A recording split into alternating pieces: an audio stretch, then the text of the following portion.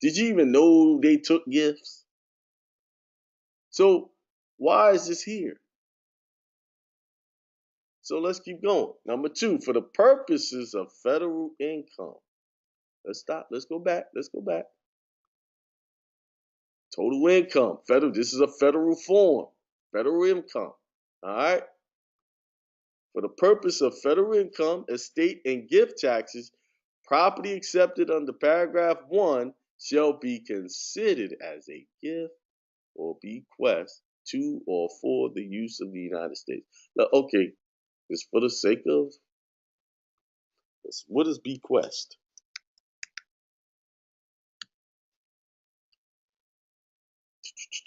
The action of bequeathing something. That's defining the word. I need it says a legacy. Let's do it up here. Let me get a bet. That's not giving me any. Same thing. A legacy, inheritance, endowment, settlement, more. So you giving up your legacy, you giving up your inheritance to the government. Huh? So there you have it. Federal income tax is a gift. So if it's a gift, that means you have an option not to give it up. Now, let's go to page 99 of this same form. I show you they don't give you an explanation of line 22 because they know it's a gift, and they would have to tell you that. They can't. They say just total. See, they trick you this way. They say combine the amounts and this is total income, right? But when they give you the instructions, just like you see, I went over line 21 to show you how long that explanation was, right? But when they got to 22, they didn't give you no explanation because they would have to tell you. They would actually have to take that code and put it in here and show you that what you're doing is a gift. They have to give you full disclosure. So being deceptive, what you did omitted that information. It didn't give you full disclosure. And I'm going to address that in the letter. I did somewhat softly in the first letter, but this new letter is going to be asking some very specific questions. All right. All right. Just wanted to show you that. Let's go to page 99 of this same instruction booklet. See, this is the stuff we don't like doing. I don't like doing it. I don't like reading. Look at all these charts. Who wants to read that? And if I read them, I probably wouldn't understand it, right? I mean, they purposely design these things to confuse you and to keep you in the dark because they know people are not reading this. Honestly, I haven't read this whole thing. Someone else did it and said, hey, go look at this, and I found it. And I read some of the other stuff. But one thing when you're reading stuff, always read the disclosures statements. Always read those. Because a lot of times in the disclosures, there's a lot of important information. All right, Disclosures, Privacy Act, and Paperwork Reduction Act notice. It's page 100, actually. It says, and when I'm skipping down to the third paragraph, and it says, I got to highlight it. Over legal right to ask for information as the Internal Revenue Code Section 6001, 6011, and 6012A, and their regulations, they say that you must file a return or statement, again, with us for any tax you are liable for. Now, what they're not saying, it should be a statement, because a tax, you could be liable to pay them or not liable, because it depends on your family structure, right? So they always say, or statement with us for any tax you are liable for, because they want to know what they're going to get from you. That's what they want you to think. But it's also liable or not liable. That's what they're not leaving out. right? So basically, you can write a statement to them on reasons why you don't file. You don't have to file. And we're going to get down to that. All right? That's what I wanted to show you. All right, now let's go to the W-4 form, the voluntary withholding agreements. I'm doing all this because it's all setting us up for the template. And like I said before, and let me do this now because I always get this after a webinar. The ones who get the free template are the ones who paid for the live webinar. I'm not saying this to you guys. I'm saying that for someone who purchased this after the fact. This is only for the 9 people that signed up. That's it. So don't email me asking me, oh, do I get the template? No. Only for the people who signed up for the live webinar. There we go. That's out there. All right. Voluntary withholding agreements. Employer-employee agreement. I'm going to read this for the sake of a lot of y'all have heard me read this, but I got some points I want to go over again. Employee-employee agreement. Employee and his employer may enter into an agreement under Section 3402 P3A to provide for the withholding of income tax. They should say withholding of your gift tax upon payments of amounts described in paragraph B1 of Section 31.341A-3. When y'all reading these things and you understand what the real meaning is, start replacing it, like I just did, withholding of the gift. All right? So that it can lock in your brain, reprogram your mind. Made after December 31st, 1970. An agreement may be entered. So let's stop there. What's an agreement? Y'all know what an agreement is. I don't have to do this, but for the sake of the newbies, I'm going to do it anyway. Some people that want better understanding. Harmony or accordance in opinion or feeling, a position or result of agreeing. Accord, concurrence, consensus. So it's saying that you agree and your employer agrees that y'all gonna come together, you're gonna start giving out gifts. You're gonna be generous. You're gonna be Santa Claus. All right? I don't know why anybody want to give these people their money, but you know. An agreement may be entered into under this section only with respect to the amounts which are includable in the gross income of the employer under Section 61. So they're talking about under the gross gift, this right here.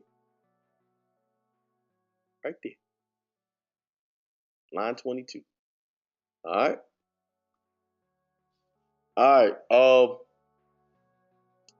Where was I? Okay. The amount to be withheld pursuant to an agreement under Section 3402P3A shall be determined under the rules contained in Section 3402 and the regulations thereunder. We'll skip down. Form and duration of employee-employee agreement. Marco, this is about to answer your question.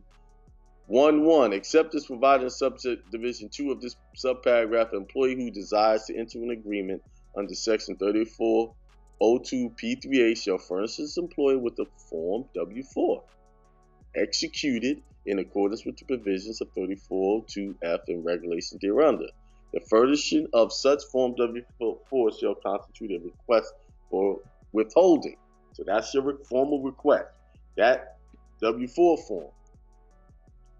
Number 2, goes together. In the case of an employee who desires to enter an agreement under Section 3402P3A with his employer, if the employer performs services in addition to those to be subject of the agreement, the remuneration of which is subject to mandatory income tax withholding by such employer, or if the employee wishes to specify that the agreement terminate on a specific date.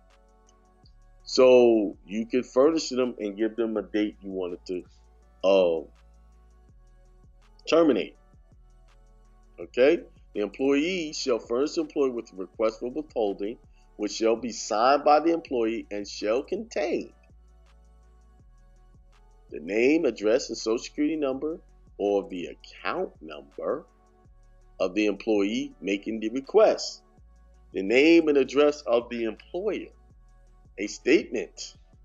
Okay, here we go. A statement that the employee desires withholding of federal income tax and applicable of qualified state individual income tax. See paragraph D31 of section 301.6361-1 of this chapter. So you have to do that W-4 form plus give them a statement. Now, that means if you have a job right now and you didn't get a statement, your W-4 form is not good. So if you want to be bold, you can go to your employer and say, I need to make some corrections to my W-4 form. And technically, you can go fix it, put exempt, and then if you want to write a statement, hey, I do not wish at this time to give in a gift according to USC section, blah, blah, blah, such and such and such. Throw some constitutional statements in there. And there's your statement. And then there's your withholding agreement that you're saying you're going to go exempt, and here's why. Okay? Right, Raheem, you are absolutely right. When you go and do your instruments and send it to them, they don't want that. Now, on a side note, Federal Reserve notes are obligations, right, for the United States. So anytime you pay the government in Federal Reserve note or any other person, you're actually committing a crime, because Federal Reserve notes are only supposed to be used for federal obligations.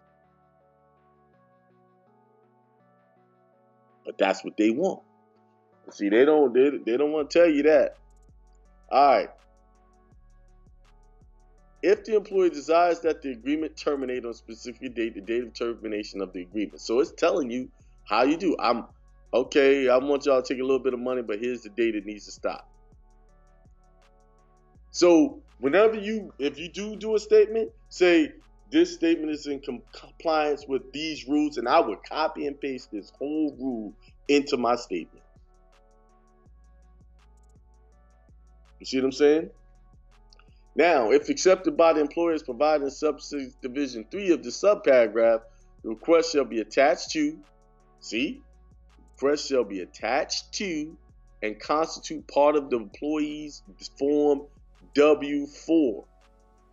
An employee who furnishes the employer requested withholding under the subdivision shall also furnish the employer with form W-4 if such employee does not already have a form W-4 in effect with such employer.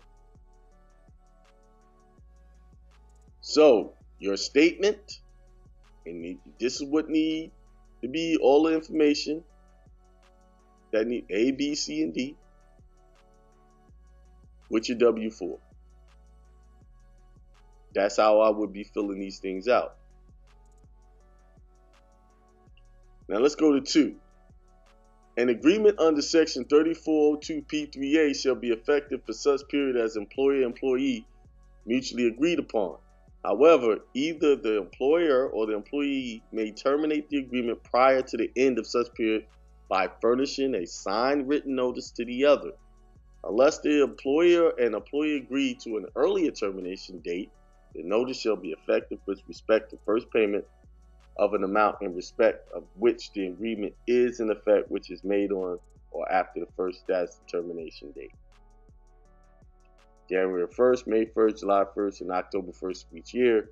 That occurs at least 30 days after the date on which the notice is furnished.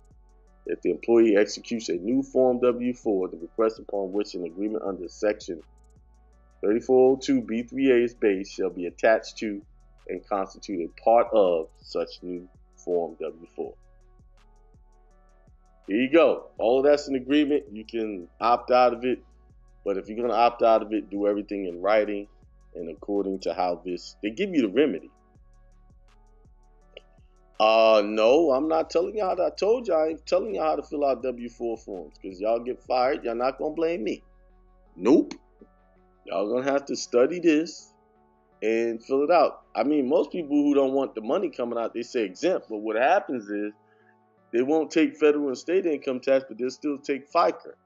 You still get money taken out of your check. That's why I showed you the FICA form to start with. But I'm not getting into showing y'all how to fill out W-4 forms because I would really hate people to lose their jobs and on account of that. Because I know someone is not going to follow the script or someone is going to cave when they put pressure on them. All right? So I'm not digging into that.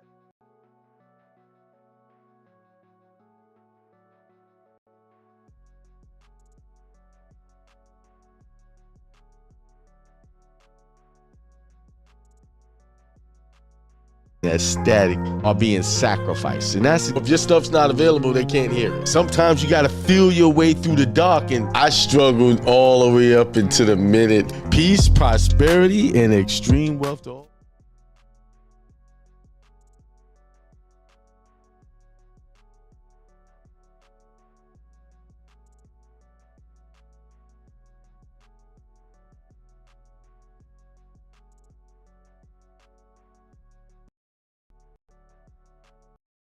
All right, I'm checking my, now it works. See, that is, oh, that's strange. Maybe because the title of the show, Federal Reserve Notes versus United States Notes. We're going to talk briefly about that. What's the difference between Federal Reserve Notes and United States Notes? You know, if you have money,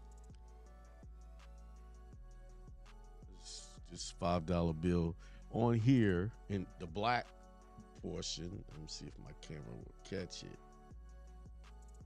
Let's see. I'm gonna get the lighting. There we go. You got this green, and then you have the black. The black says Federal United States Federal Reserve Notes, and the green says Department of the Treasury, the stamp on it. So you know this is both Federal Reserve Notes and United States Notes, right? The old United States Notes would have that red stamp on it, because then you could take that money and redeem it in lawful money, or redeem it for gold, right? But since they took everything off the gold standard, it's not the case. So we'll talk briefly about that. I'm not gonna keep y'all here all night. Is my mic pretty good? I don't know what's going on, but I think they are messing with my views here, because I know I usually have a lot more people on. Because I got 5 thumbs up, and it's showing only 2 people watching. So how do I get 5 thumbs up and 2 people watching? Unless people just thumbs up and left, right? It's wild. They playing the games again. Well, and then on this money, it says this note is legal tender for all debts, public and private. Federal Reserve note. So this is the fiat currency. So let's get into it. Let's talk about it. What is the difference? Let's see, 12 USC said you got to redeem in lawful money, right? 12 USC 411, 12 USC 411, something like that. All right, so let me find so what's the difference in Federal Reserve note? Federal Reserve notes and United States are 2 distinct forms of paper currency in U.S. history, with differences in their origin, backing, and issuance. Here's a detailed comparison. Issuing authority. Federal Reserve notes issued by the Federal Reserve System, established in 1913 as the central banking system of the United States, distributed through the Federal Reserve banks. United States notes issued directly by the U.S. Treasury under congressional authorization, first introduced in 1862 during the Civil War to finance government operations. Legal status. Federal Reserve notes, currently the only form of paper currency in general circulation, backed by the Federal Reserve and represents fiat money value not tied to physical commodities. Designated as legal tender for all debts, public and private. United States notes, also legal tender, but were issued with a fixed limit set by Congress, and that fixed limit is 300 million. Can be in circulation at one time. That's historically referred to as greenbacks. Last issued in 1966 and officially discontinued, but older notes remain legal tender. So if you have any of those old currencies, usually you'll see it. They'll have a red stamp on it. Then they had the ones with the blue one, the silver certificates, right? All of that was currency. So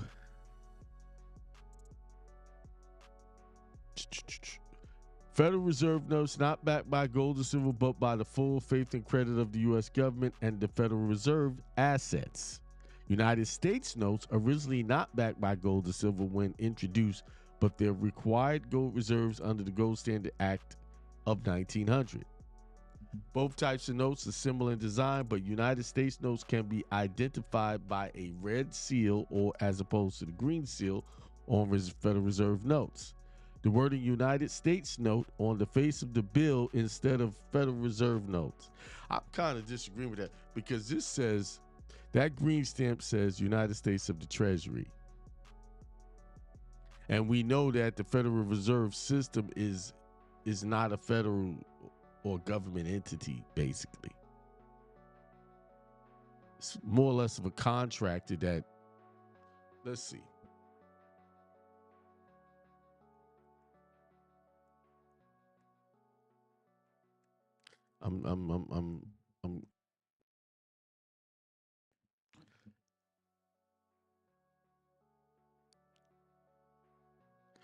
So the Federal Reserve is not fully federal in the same being a government agency, but is a unique entity that combines both public and private elements. Here's the detailed breakdown. Public and federal aspect. Created by Congress, the Federal Reserve System was established in 1913 by the Federal Reserve Act, a law passed by Congress. So Congress created its own bank, basically, right? Its purpose is to serve as the central bank of the United States, tasked with promoting stable economic growth, maximum employment, and stable prices, oversight and accountability. The Federal Reserve operates under the oversight of Congress. It must report to Congress regularly and is subject to audits and reviews. The 7-member Board of Governors, located in Washington, D.C., is a federal agency with members appointed by the President and confirmed by the Senate. Legal status. The Federal Reserve is considered an independent government entity. While it operates independently, it is ultimately accountable to the public and Congress. So it's saying it's an independent government entity of its own. It's not part of the actual United States government, because it said, in the beginning, it said the Federal Reserve is not fully federal in the sense of being a government agency.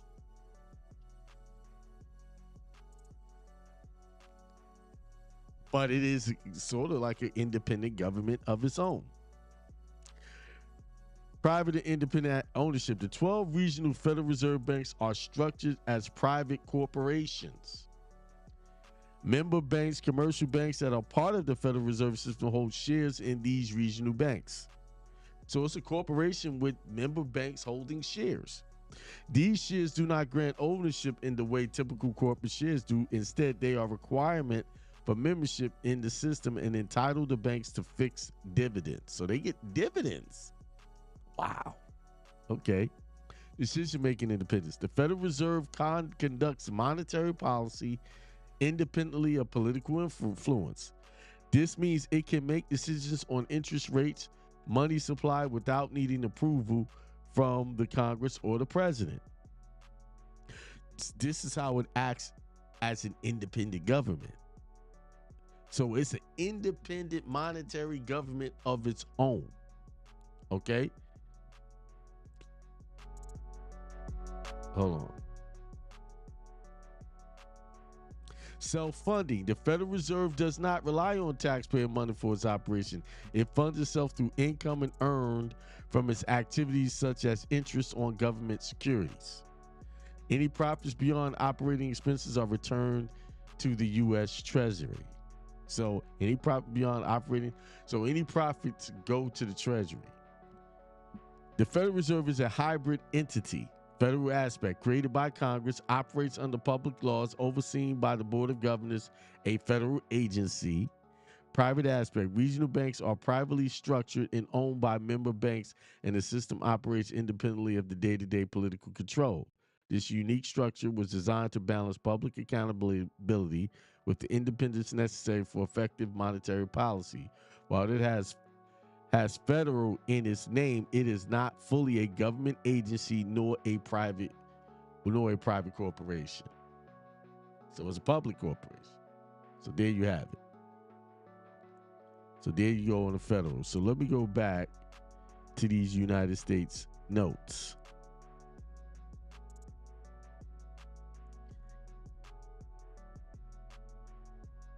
I had to go back to my notes.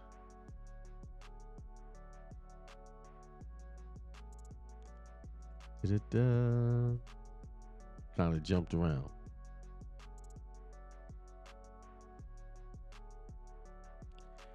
So,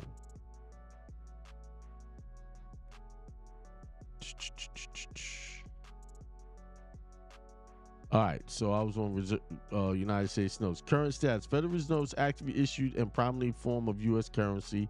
United States notes no longer issued since 1960, but still in existence and are legal tender and can be used on face value. All right.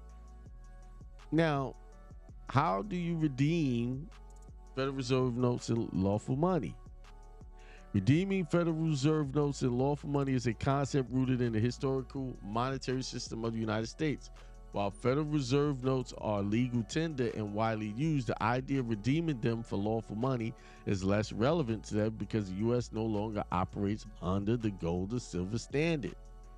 See, this is one of those things your people say, oh, you put on there redeeming lawful money. And now you converted this, because really what happened, let me break this down. Let me just go through this and I'll break it down what is actually happening, right? Here's how the concept applies and what steps you could take. Understanding lawful money. Historically, lawful money referred to currency backed by tangible assets like gold or silver, such as gold coins, silver coins. United States notes distinct from the Federal Reserve notes. So they're telling you Federal Reserve notes can be redeemed for United States notes, which is lawful money. Today, lawful money typically refers to any form of U.S. currency issued by the government and recognized as legal tender, including Federal Reserve notes, right?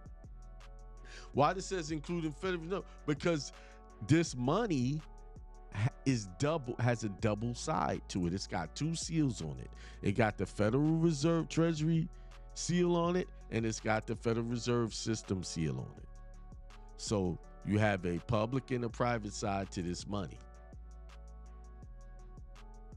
So instead of having bills with different the red stamps on them, so what they did was they incorporated everything into this one bill, to these bills,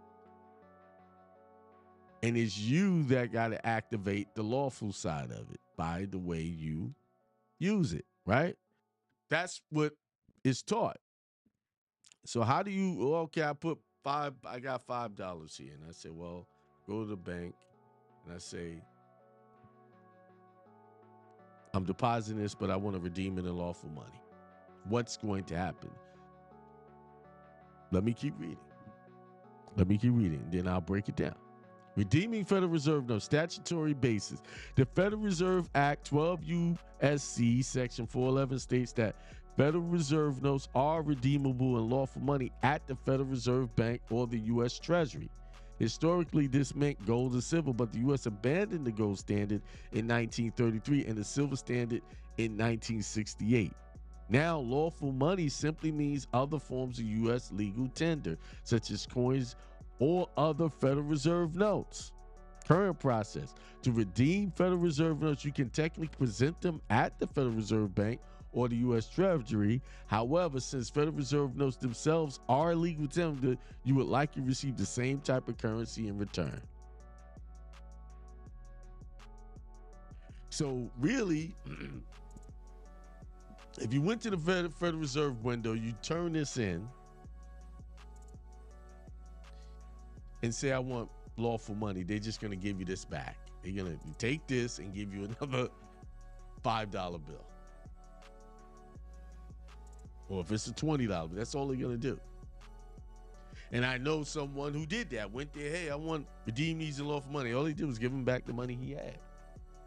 Give him another, took that and gave him the difference. Why? That's so, since they wrote it into the public law, they can do that. See, what they did was they took away everything like gold and silver away, so that the only thing you can do is get the same money looking money, the money looking the same. Because in this bill, it's incorporated to be a U.S. United States note as well as a Federal Reserve note. That's why two seals are on it. And if you notice, where the green seal, it says United States of America. Where the green seal is, which is the Republic or the Confederacy. This thing is, my camera's not helping me out here. Let me see if I get there. There we go. See? It says United States of America. That's not by coincidence. Then, if you notice where it says Federal Reserve note, look at it. It says Federal Reserve note. It's encased in four corners. Right here, not right here to there, but it's right here to there. Meaning, it falls under the four corner rule. Meaning, that is not on the page.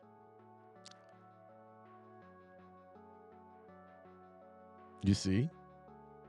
If you look at this whole bill, everything's under the four corner rule. The United States of America, everything.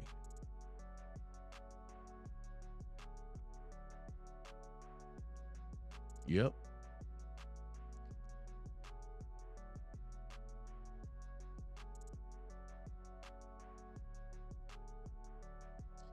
So that's basically how you're gonna redeem lawful. You go there, they're gonna give you back the same money. Not gonna get anything special. Redeeming lawful, this is something they talk about. But here's the deal. If you were to open up a bank account and then you put in your signature page, which now everything's a lot electronic, and you say, I want to redeem in lawful money, there's another statement you can use. Hang on. Because as long as they can monetize your bills, that's what makes it taxable. Something I'm looking for my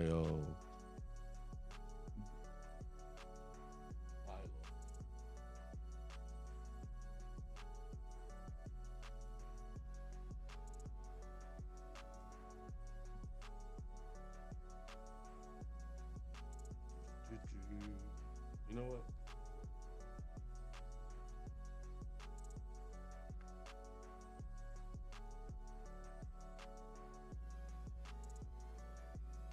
All right.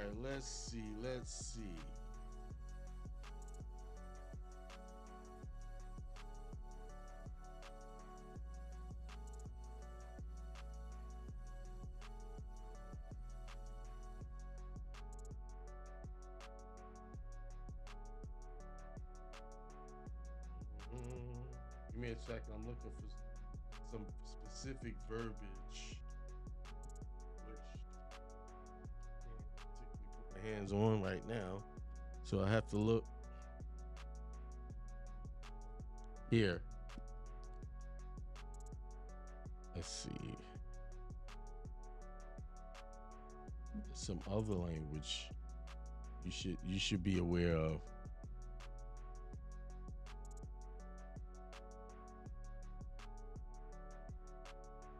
Should be aware of. Okay, here we go. Boom, boom, boom, boom, boom. I'm looking for a bank resolution. Bank resolution. All right, you should have deposited. You might want to take. This will help the money. Oh, what am I? What is this? Something. This will help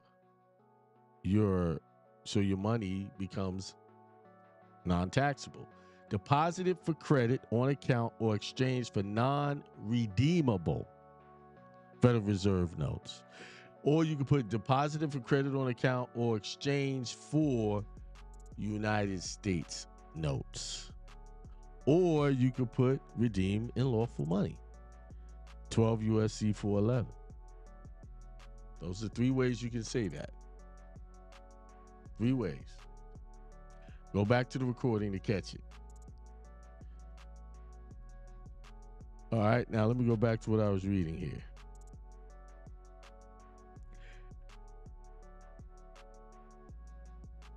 The distinction between lawful money and Federal Reserve notes has largely disappeared in United States finance. Both are considered legal tender and can be used interchangeably for all debts, public and private. The U.S. government no longer offers redemption of Federal Reserve notes for gold or silver.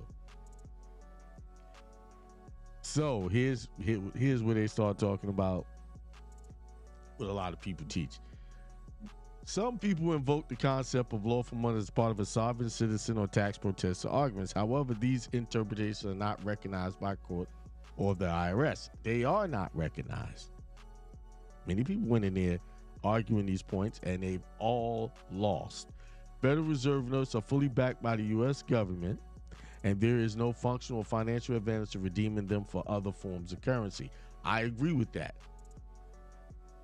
In summary, while you can inquire about exchanging Federal Reserve notes as a Federal Reserve Bank at a Federal Reserve Bank or the U.S. Treasury, the result would likely be receiving other legal tender coins, different denomination of notes, as there is no longer a system of redeeming currency for gold or silver in the United States.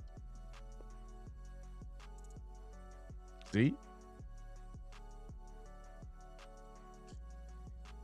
All right. The Federal Reserve Act of 1211, Federal Reserve Act, 12 USC 411. This section outlines the issuance and redemption of Federal Reserve notes. While this process was historically relevant when the U.S. operated under the gold or silver standard, it is now has a different practical application because the country no longer redeems notes or gold for gold and silver. But you can redeem now through by way of 1099s. You turn in your 1099 for your bank statement. You turn in your bank deposit. You turn in your 1099s for your trust expenses, your mortgages, your loans. That's how they're doing it. That's how they're doing it now. But see, they're not teaching it. They're not teaching you that. But if you go read the rules of the 1099s, it tells you how to use them properly. See, the problem why people have issues with 1099s, because they are letting people teach them how to use it and not reading the rules. But the actual rules tell you how to submit those things. Yes.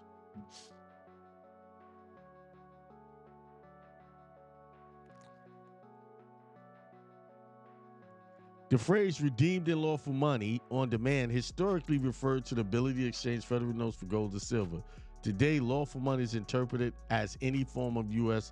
legal tender, including coins or other forms of currency issued by the U.S. Treasury. Where do you redeem? You can present Federal Reserve notes for redemption at the U.S. Treasury Department in Washington, D.C., any Federal Reserve Bank. There are 12 regional banks across the United States. Steps to take: visit a Federal Reserve Bank or the U.S. Treasury with the Federal Reserve notes you wish to redeem. Request redemption for lawful money. Note that since Federal Reserve notes are themselves lawful money, you are likely to receive other Federal Reserve notes or U.S. coins.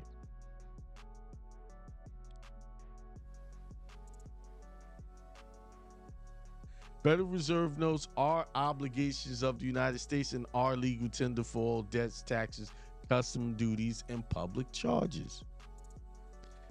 So the only effective way that I can see you doing any type of redemption, like especially if you have a card note, you want to go ahead what people would call discharge. It is really not discharge. It's actually you go create the debt. Then once the debt is created in that tax year, the following, the taxes, say if you bought the car in 2023, you will do your taxes in 2024, which is right now. Well, in 2024, to go ahead and cancel that debt through a 1099A and a 1099 ORD.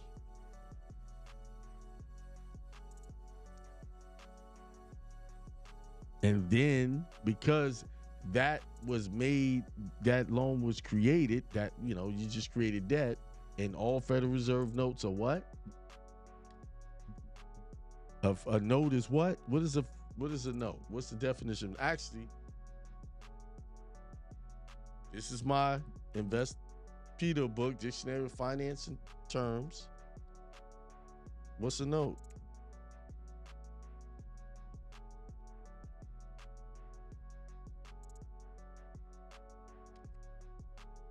A note is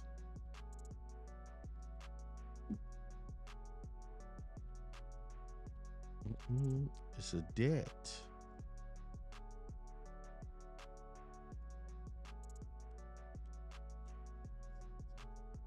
How come this is not in here?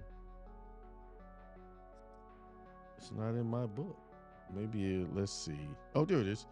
Written promise to pay a specified amount to a certain entity on demand or specified date. See also municipal note, promissory note, treasuries. So let's see what a promissory note is.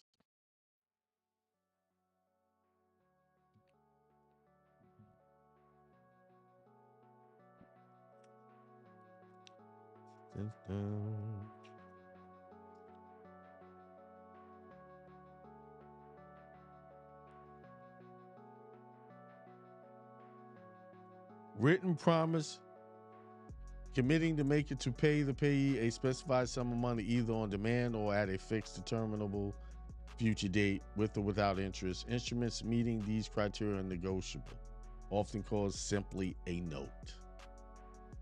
So basically, when you give somebody this, you're giving them a promise to pay. This is why you have to go. Like when you do a car loan and you create a note, that's a promise to pay. But how people typically do is they create a payment schedule and they make payments on it. But if you want to completely wipe it out, you have to do a 1099A, then a OID. Then you have just redeemed that for lawful money because they will issue you a treasury check and you take that and pay off the debt. That's how it works. But see, the popular teachings is discharging it. You're discharged. So look, let's look at discharge. So what does that mean? See, this is taking us all over the place now. Discharge.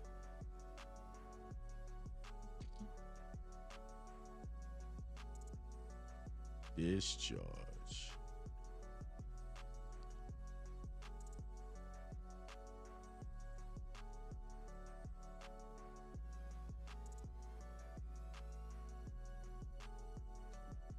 So in here, it just got two things. Discharge of lien, order removing a lien on a property after the originating legal claims are paid or otherwise settled. But I'm just looking for that word, discharge. But they only have discharge of bankruptcy and discharge of lien in this book. So I don't have the definition that I'm looking for. So if it's not in this book, I'm just wondering if this is a finance and investment book, why is actually the word by itself, discharge, not in there?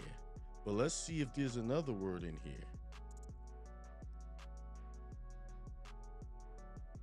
I'm not going to say the word just yet.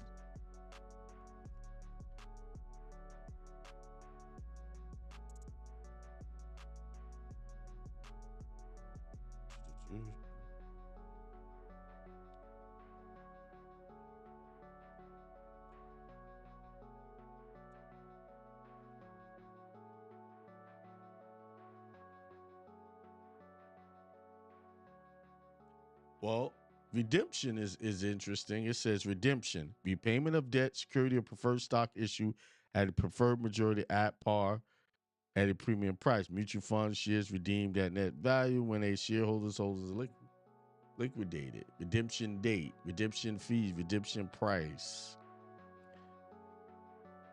I would say I was using the word recoupment, but looking at this, it says redemption.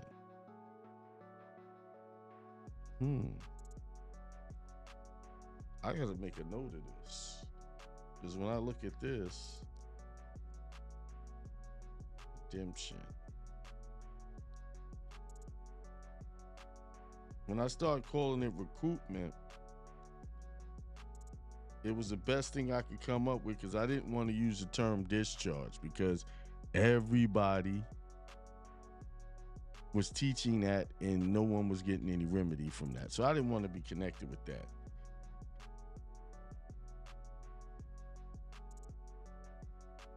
So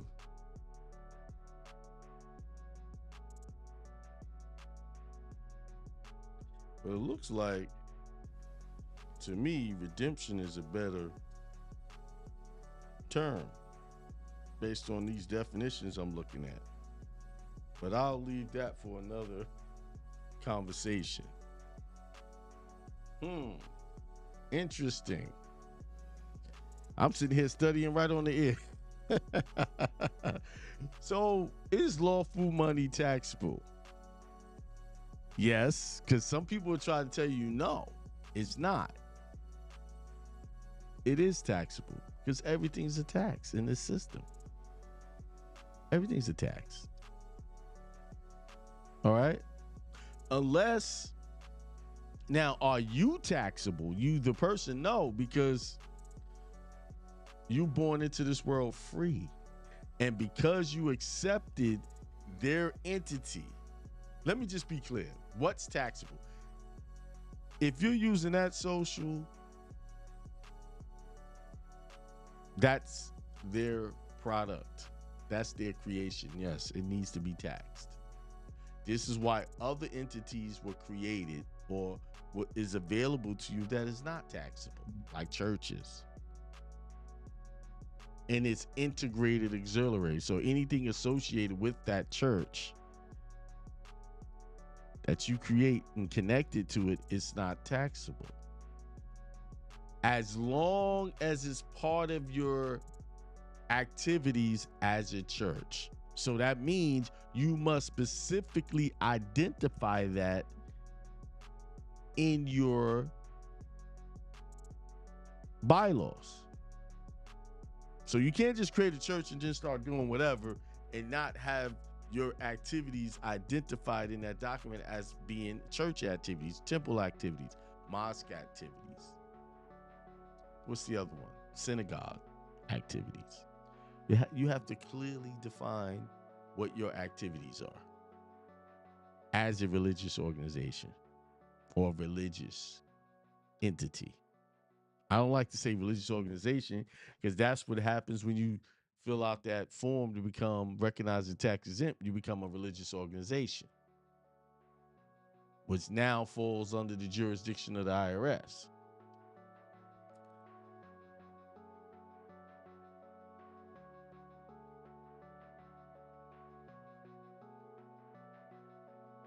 All right.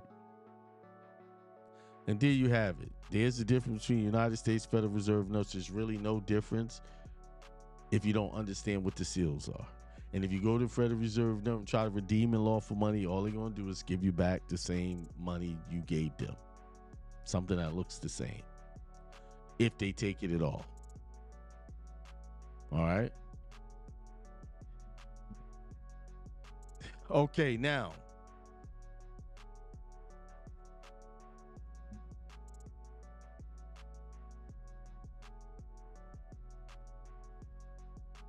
I guess that's it. That's all I want to talk about. I could have talked about more, but I was like, can't go this far.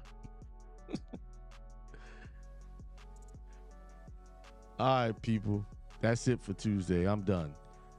I'm gonna send an email out. You know, I'm doing these classes because it is 1099 time. I gotta do my 1099s because I'm a business. I got 1099s to send out.